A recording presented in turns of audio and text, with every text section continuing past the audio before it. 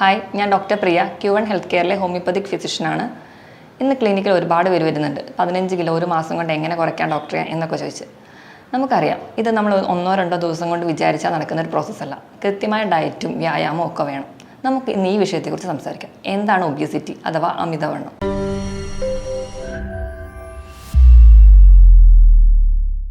എന്താണ് അമിതവണ്ണം? ശരീരത്തിലെ കൊഴുപ്പ് നമ്മുടെ ആരോഗ്യത്തെ ബാധിക്കും വിധം വർദ്ധിക്കുന്ന കണ്ടീഷനാണ് അമിതവണ്ണം. പണ്ടൊക്കെ മധ്യവയസ്കരിലാണ് കൂടുതലായി കണ്ടിരുന്നത്. പക്ഷേ ഇന്ന് കുട്ടികളിലും ചെറുപ്പക്കാരിലുമൊക്കെ ഈ കണ്ടീഷൻ ഒരുപാട് കാണുന്നു. എങ്ങനെയാണ് നമുക്ക് അമിതവണ്ണം ഉണ്ടെന്ന് കണ്ടുപിടിക്കാം? അതിനുവേണ്ടി നമ്മൾ യൂസ് ചെയ്യുന്ന ടേമാണ് ബേസൽ ബോഡി മാസ് ഇൻഡെക്സ്, അഥവാ നമുക്കതെങ്ങനെ കണ്ടുപിടിക്കാം എന്ന് നോക്കാം. നമ്മുടെ weight in kilogram divided by height in metre square.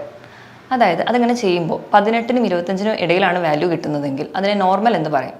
25-നും 30-നും ഇടയിലാണെങ്കിൽ അതിന് അമിതവണ്ണം എന്നും 30-ന് മുകളിൽ പോകുമ്പോൾ പൊണ്ണത്തടി എന്നും പറയുന്നു. ലളിതമായി പറഞ്ഞു കഴിഞ്ഞാൽ നമ്മുടെ ഹൈറ്റ് എടുക്കുകയാണ് സെൻറ്റിമീറ്ററിൽ, അതിൽ നിന്ന് 100 കുറയ്ക്കുന്നതായിരിക്കണം നമ്മുടെ ബോഡി വെയ്റ്റ്. ഉദാഹരണം, ഒരു 163 സെൻറ്റിമീറ്റർ ഹൈറ്റ് ഉള്ള ഒരാൾക്ക് 63 കിലോ ആയിരിക്കണം അവരുടെ ഒരു ആവറേജ് വെയ്റ്റ്. WHO ഈ ഒബിയസിറ്റി തന്നെ 3 രീതിയിൽ പറയുന്നുണ്ട്. 30 മുതൽ 35 വരെയാണെങ്കിൽ ക്ലാസ് 1 എന്നും, 35 മുതൽ 40 വരെ ആകുമ്പോൾ ക്ലാസ് 2 എന്നും, 40-ന് മുകളിൽ പോയാൽ ക്ലാസ് 3 എന്നുമായിട്ട് ഡിവൈഡ് ചെയ്ത് വെച്ചിട്ടുണ്ട്. അമിതവണ്ണം എന്തുകൊണ്ടൊക്കെ ഉണ്ടാകാമെന്ന് നോക്കാം. അമിതവണ്ണം ഉണ്ടാകുന്ന കാരണങ്ങളെ നമ്മൾ രണ്ടായിട്ട് തരംതിരിച്ചിട്ടുണ്ട്: എൻഡോജീനിയസ് കണ്ടീഷൻ എന്നും എക്സോജീനിയസ് കണ്ടീഷൻ എന്നും.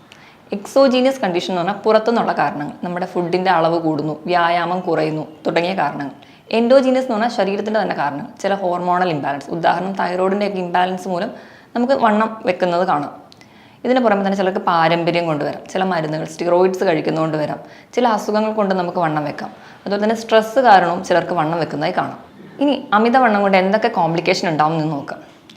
നമ്മൾ ആദ്യം കരുതുന്നത് നമ്മുടെ സൗന്ദര്യത്തെ ബാധിക്കുന്നു, അല്ലെങ്കിൽ നമ്മുടെ ബോഡി ഷേപ്പ് നഷ്ടപ്പെടുന്നു, എല്ലാ ഡ്രസ്സും ഇടാൻ പറ്റുന്നില്ല. അതൊക്കെയാണ് നമ്മൾ മെയിൻലി ടെൻഷൻ അടിക്കുന്ന കാര്യങ്ങൾ. അതിന് പുറമെ നമ്മുടെ ശരീരത്തിനെ വളരെ ദോഷകരമായിട്ട് ഈ അമിതവണ്ണം ബാധിക്കുന്നുണ്ട്. അതെന്തൊക്കെയാണെന്ന് നോക്കാം. First one, diabetes. അമിതവണ്ണമുള്ളവരിൽ 5 മുതൽ 6 ഇരട്ടി ചാൻസ് ആണ് സാധാരണ ഒരാൾക്ക് ഉണ്ടാവുന്നതിലും ഡയബറ്റിസ് ഉണ്ടാവാനുള്ള ചാൻസ്. രണ്ടാമത്, ഹൈപ്പർ ടെൻഷൻ, BP കൂടുന്നതായി കാണാം. മൂന്നാമതായിട്ട് കൊളസ്ട്രോൾ വരുന്നതായി കാണാം. ഇങ്ങനെ അമിതവണ്ണമുള്ളവർ BP, കൊളസ്ട്രോൾ, പ്രമേഹം എല്ലാം ഒരു കോംപ്ലക്സ് ആയിട്ട് നിൽക്കുമ്പോൾ നമ്മളതിനെ മെറ്റബോളിക് സിൻഡ്രോം എന്ന് പറയുന്നു. ഇതിനോടൊപ്പം തന്നെ നമ്മുടെ ശരീര വെയിറ്റ് കൂടുമ്പോൾ നമ്മുടെ സന്ധികൾക്ക് നമ്മുടെ ശരീരഭാരം താങ്ങാൻ പറ്റാതെ സന്ധിവാദവും അല്ലെങ്കിൽ സന്ധിവേദനയൊക്കെ കാണുന്നു. അതോടൊപ്പം തന്നെ നമുക്ക് സ്ട്രോക്ക് ഉണ്ടാവാനുള്ള ചാൻസ്, ഹൃദ്രോഗത്തിനുള്ള ചാൻസ് കൂടുന്നു, വെരിക്കോസ് വെയിൻസ് വരെ ഉണ്ടാവാനുള്ള ചാൻസസ് കൂടുന്നു. അതുപോലെ PCODക്കുള്ള ചാൻസും ഈ വണ്ണം തന്നെയാണ് കാരണം. പലരും പറയും എനിക്ക് PCOD ഉള്ളതുകൊണ്ടാണ് ഞാൻ തടി വെക്കുന്നത്. പക്ഷേ അങ്ങനെയല്ല, തടി വെക്കുന്നത് കൊണ്ടാണ് PCOD ഉണ്ടാകുന്നത്. നമ്മുടെ ശരീരത്തിൻ്റെ വണ്ണം കൂടുമ്പോൾ നമ്മുടെ ശരീരത്തിൽ ഇൻസുലിൻ റെസിസ്റ്റൻസ് ഉണ്ടാവുകയും അതുവഴിയാണ് നമുക്ക് PCOD ഉണ്ടാവുന്നത്. ഇനി നമുക്ക് അമിതവണ്ണം എങ്ങനെ കുറയ്ക്കാം, എങ്ങനെ മാനേജ് ചെയ്യാമെന്ന് നോക്കാം. ആദ്യം തന്നെ പറഞ്ഞല്ലോ, ഒരു മൂല കാരണം നമ്മൾ കഴിക്കുന്ന ഭക്ഷണത്തിൻ്റെ അളവ് കൂടുതലും അതുപോലെ നമ്മുടെ എക്സസൈസ് കുറയുന്നതുമാണ്. അപ്പം നമുക്ക് ഇതിലൊരു ചേഞ്ച് വരുത്തണം. നമ്മൾ കഴിക്കുന്ന ഭക്ഷണത്തിൻ്റെ അളവ് കുറയ്ക്കുക, അതുപോലെ തന്നെ എക്സസൈസ് കൂടുതലായി ചെയ്യുക. ഇങ്ങനെ നമുക്ക് നമ്മുടെ ബോഡി വെയിറ്റ് കൺട്രോൾ ചെയ്യാവുന്നതേ ഉള്ളൂ. ആദ്യം തന്നെ നമുക്ക് ഫുഡിൽ എന്തൊക്കെ മാറ്റം വരുത്താമെന്ന് നോക്കാം. നമ്മുടെ ഭക്ഷണത്തിൽ അന്നജത്തിൻ്റെയും കൊഴുപ്പിൻ്റെയും അളവ് കുറയ്ക്കുക, പകരം നമുക്ക് പ്രോട്ടീൻ കൂടുതലായിട്ട് ഭക്ഷണത്തിൽ ഉൾപ്പെടുത്തുക. പ്രോട്ടീൻ കൂടുതലായിട്ട് ഉൾപ്പെടുത്തുന്ന വഴി നമ്മുടെ പ്രോട്ടീൻ്റെ വിഘടനം നടക്കുമ്പോൾ നമ്മുടെ ശരീരത്തിൽ ഒരുപാട് എനർജി യൂസ് ചെയ്യും. അങ്ങനെ ചെയ്യുന്നതോടെ നമുക്ക് ഒരുപാട് എനർജി നമുക്ക് ഇതിലൂടെ ലോസ് ചെയ്യാൻ പറ്റും. അങ്ങനെ നമുക്ക് വെയിറ്റ് കുറയ്ക്കാം.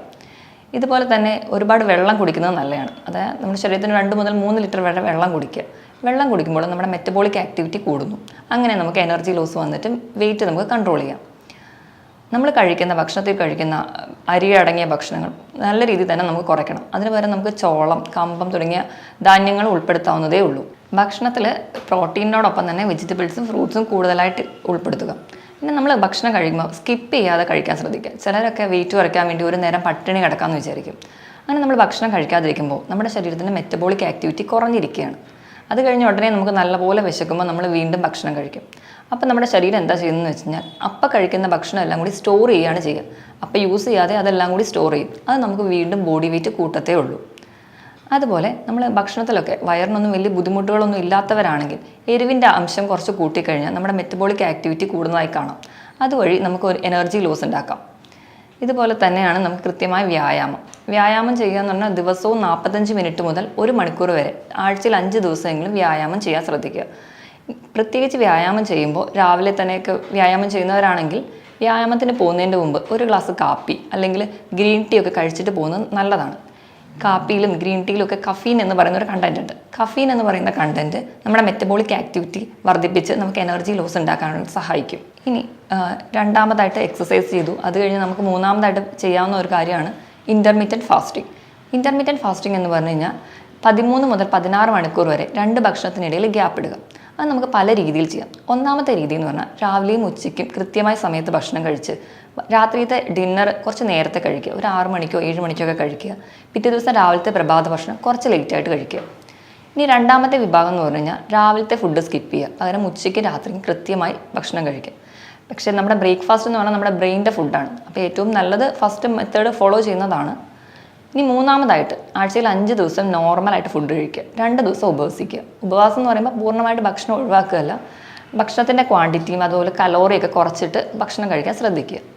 ഇനി അടുത്ത ഒരു ഫീച്ചർ എന്ന് പറഞ്ഞു കഴിഞ്ഞാൽ ഓൾട്ടർനേറ്റ് ഡേയ്സിൽ ഉപവസിക്കുക. അത് ഞാൻ പറഞ്ഞ പോലെ ഭക്ഷണത്തിൻ്റെ അളവ് പൂർണ്ണമായിട്ട് ഒഴിവാക്കാനല്ല, കുറയ്ക്കുക, ക്വാണ്ടിറ്റിയും കലോറിയും കുറച്ചിട്ട് ഓൾട്ടർനേറ്റ് ഡേയ്സിൽ ഉപവാസം ചെയ്യുക. അങ്ങനെ നമുക്ക് ഇൻ്റർമീഡിയറ്റ് ഫാസ്റ്റിംഗ് ചെയ്യാം. ചിലരിടത്തൊക്കെ ഡയറ്റ് ഫോളോ ചെയ്യാനൊക്കെ ക്ലിനിക്കിൽ വരുമ്പോൾ പറയുമ്പോൾ പലരും പറയും എൻ്റെ വയറ് തുറന്നു പോയി, അല്ലെങ്കിൽ എനിക്ക് വിശപ്പ് സഹിക്കാൻ പറ്റുന്നില്ല, അല്ലെങ്കിൽ ഫുഡിനോടുള്ള ക്രേവിങ് കൺട്രോൾ ചെയ്യാൻ പറ്റുന്നില്ല എന്നൊക്കെ. നമുക്ക് ഇവർക്ക് പറയാമെന്നുള്ളൊരു ഈസി ടിപ്സ് എന്താണെന്ന് വെച്ചാൽ, നമ്മുടെ വിശപ്പിനെ കൺട്രോൾ ചെയ്യാൻ നമ്മുടെ ശരീരത്തിൽ 2 ഹോർമോണുണ്ട്. ഗ്രലിൻ എന്ന് പറയുന്ന ഹോർമോണും ലെപ്റ്റിൻ എന്ന് പറയുന്ന ഹോർമോണും. നമുക്ക് വിശക്കുന്നു എന്ന് തലച്ചോറിനെ അറിയിക്കുന്ന ഹോർമോണാണ് ഗ്രലിൻ. നമ്മുടെ വയറ് നിറഞ്ഞു അല്ലെങ്കിൽ നമ്മൾ ഭക്ഷണം കഴിക്കുമ്പോൾ മതി എന്ന് പറയുന്ന ഹോർമോണാണ് ലെപ്റ്റിൻ.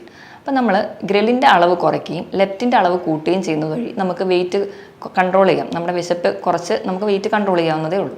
എങ്ങനെയൊക്കെ ചെയ്യാമെന്ന് നോക്കാം. നമ്മൾ കൃത്യസമയത്ത് തന്നെ ഭക്ഷണം കഴിക്കാൻ ശ്രദ്ധിക്കണം. അങ്ങനെ ചെയ്യുമ്പോൾ നമ്മുടെ ഒരു ഹോർമോൺ പ്രോപ്പർ ബാലൻസിൽ അങ്ങ് പോകും. അതുപോലെ ഒരുപാട് വിശന്നിട്ട് ഭക്ഷണം കഴിക്കരുത്. ഒരുപാട് വിശന്നിരിക്കുമ്പോൾ ഗ്രലിൻ എന്ന് പറയുന്ന ഹോർമോൺ കൂടുതലായിട്ട് ഇരിക്കും. അപ്പോൾ നമ്മൾ ഒരുപാട് ഭക്ഷണം കഴിക്കും, അത് വീണ്ടും ബോഡി വെയിറ്റ് കൂട്ടത്തേ ഉള്ളൂ. അതുപോലെ ഒരുപാട് വിശന്നിരിക്കുമ്പോൾ ഒരുപാട് സ്വീറ്റ്സ് കഴിക്കാതിരിക്കുക. സ്വീറ്റ്സ് കലോറി കൂടുതലുള്ള ഫുഡാണ്. അതുപോലെ കൃത്യസമയത്ത് ഉറങ്ങുക. കൃത്യസമയത്ത് ഉറങ്ങുമ്പോൾ ഈ ഹോർമോണൊക്കെ പ്രോപ്പറായിട്ട് ബാലൻസ് ആയിട്ട് പോകും. അപ്പോൾ നമുക്ക് നമ്മുടെ വിശപ്പൊക്കെ കൺട്രോൾ ചെയ്യാം. ചിലർക്കൊക്കെ ടെൻഷൻ കാരണം ചിലർ ഭക്ഷണം ഒരുപാട് കഴിക്കുന്ന കാണും. ഇതെന്താണെന്ന് വെച്ചിട്ടുണ്ടെങ്കിൽ ടെൻഷൻ ഉള്ളപ്പോൾ നമ്മുടെ ലെപ്റ്റിൻ എന്ന് പറയുന്ന നമുക്ക് വയറ് നിറഞ്ഞു എന്ന് പറയുന്ന ഹോർമോൺ ഫംഗ്ഷൻ ചെയ്യത്തില്ല. അപ്പോൾ അവർക്ക് വയറ് നിറഞ്ഞൊരു സെൻസേഷൻ തോന്നില്ല, ഭക്ഷണം കഴിച്ചുകൊണ്ടേയിരിക്കും. അങ്ങനെ പൊണ്ണത്തടി വെക്കുന്നവരും ഉണ്ട്. ഇതുപോലെ ചില ഭക്ഷണങ്ങൾ കഴിക്കുകയാണെങ്കിൽ നമുക്ക് ഈ ലെപ്റ്റിൻ്റെ അളവ് കൂട്ടാൻ പറ്റും. ഉദാഹരണത്തിന് ഭക്ഷണം കഴിക്കുന്നതിന് മുൻപ് നമ്മൾ സാധാരണ ഒരു ലഞ്ചൊക്കെ കഴിക്കുന്നതിന് മുൻപ് പ്രോട്ടീനും ഫാറ്റും അടങ്ങിയ ഭക്ഷണം കഴിക്കുക. ഉദാഹരണത്തിന് നമുക്ക് മുട്ട കഴിക്കാം, അതിൽ പ്രോട്ടീനും ഉണ്ട് ഫാറ്റും ഉണ്ട്. ഭക്ഷണത്തിന് ഒരു 15 മിനിറ്റ് മുമ്പ് ഒരു മുട്ടയൊക്കെ കഴിക്കുകയാണെങ്കിൽ ഈ ലെപ്റ്റിൻ്റെ അളവ് കുറച്ച് കൂടുതലായിട്ട് ഉൽപ്പാദിപ്പിക്കുന്ന കാണാം. അതുപോലെ കഴിക്കുമ്പോൾ ഭക്ഷണം നല്ലോണം ചവച്ചരച്ച് കഴിക്കുകയാണെങ്കിൽ നമുക്ക് വയറ് കുറച്ചുകൂടെ പെട്ടെന്ന് നിറഞ്ഞ പോലെ തോന്നും. അതുപോലെ ഭക്ഷണം കഴിക്കുന്നതിന് മുൻപ് 2 ഗ്ലാസ് ഒരു ഇളം ചൂട് വെള്ളം കുടിക്കുക. അതുപോലെ ഒരു ബൗൾ സാലഡ് കഴിക്കുക. അതിനൊരു 15 മിനിറ്റ് ശേഷം മാത്രം ഒരു ലഞ്ച് കഴിക്കുക. ഇങ്ങനെയൊക്കെ നമുക്ക് ഫുഡിലൂടെ ഒരു പരിധി വരെ വെയിറ്റ് കുറയ്ക്കാം. നമ്മൾ എക്സസൈസ് ചെയ്യുന്ന കാര്യം പറഞ്ഞല്ലോ, അപ്പോൾ അതിൻ്റെ കൂടെ തന്നെ നമ്മൾ ചെയ്യുമ്പോൾ മെയിൻലി ഹീറ്റ് ബേൺ എക്സസൈസ് ചെയ്യുക. ഹീറ്റ് ബേൺ എക്സസൈസ് എന്ന് പറഞ്ഞാൽ 45 മിനിറ്റ് ഒരാൾ നടക്കുകയാണെങ്കിൽ അവസാനത്തെ 1-2 മിനിറ്റ് ഒന്ന് ഓടുക. അപ്പം നോർമലി നിന്ന പ്രോസസ്സിൽ നിന്ന് ഒന്ന് ശരീരം കുറച്ചുകൂടെ സ്പീഡപ്പ് ചെയ്യുമ്പോൾ നല്ല രീതിയിൽ നമ്മുടെ മെറ്റബോളിക് ആക്ടിവിറ്റി കൂടുന്നു. അങ്ങനെ നമുക്ക് ഊർജ്ജം കുറയുന്നു. അങ്ങനെ നമ്മുടെ ബോഡി വെയിറ്റ് കൺട്രോൾ ആവുന്നു. ഇങ്ങനെയൊക്കെ ചെയ്യുന്നവരെ ഒരു പരിധി വരെ നമുക്ക് നമ്മുടെ ബോഡി വെയിറ്റ് കൺട്രോൾ ചെയ്യാൻ പറ്റും. അതുപോലെ മറ്റ് കോംപ്ലിക്കേഷനിലൂടെ ശരീരം പോവാതിരിക്കാനും പറ്റും. ഇനി നമുക്ക് ബോഡി വെയിറ്റ് കുറയ്ക്കണമെങ്കിൽ അത് നമ്മൾ തന്നെ വിചാരിച്ചാലേ നടക്കുകയുള്ളൂ. നമ്മൾ കഴിക്കുന്ന ഭക്ഷണത്തിൻ്റെ അളവ് കുറയ്ക്കുക, അതിനോടൊപ്പം തന്നെ കൃത്യമായ വ്യായാമം ചെയ്യുന്ന വഴി, സ്ട്രെസ്സൊക്കെ കുറയ്ക്കുന്ന വഴി, രാവിലെ ഒന്ന് നടക്കാൻ പോകുന്ന വഴി നമുക്കൊരു മൈൻഡ് കുറച്ചുകൂടെ ഫ്രീ ആയിട്ടിരിക്കാൻ പറ്റും. ഇതിനോടൊപ്പം തന്നെ എന്തെങ്കിലും കോംപ്ലിക്കേഷൻസ് ഒക്കെ വരാതിരിക്കാൻ വേണ്ടി നമുക്ക് ഹോമിയോപ്പതിയിൽ ഫലപ്രദമായ ചികിത്സ ലഭ്യമാണ്. മറ്റൊരു വീഡിയോയിൽ വേറൊരു ഹെൽത്ത് ടോപ്പിക്കുമായിട്ട് വീണ്ടും കാണാം. Thank you.